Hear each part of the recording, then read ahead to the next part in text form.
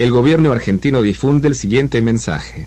Varias criaturas peludas con habilidades anormales fueron vistas en Buenos Aires y muchas otras ciudades importantes. Por favor, siga estas instrucciones para proteger su vida. Cierre todas las puertas y ventanas, apague todos los aparatos electrónicos y escóndase en la parte más céntrica de su casa sin hacer ruido. No responda a ningún ruido, exterior o interior, por familiar que le resulte. La programación normal cesará indefinidamente. Esta es una alerta nacional.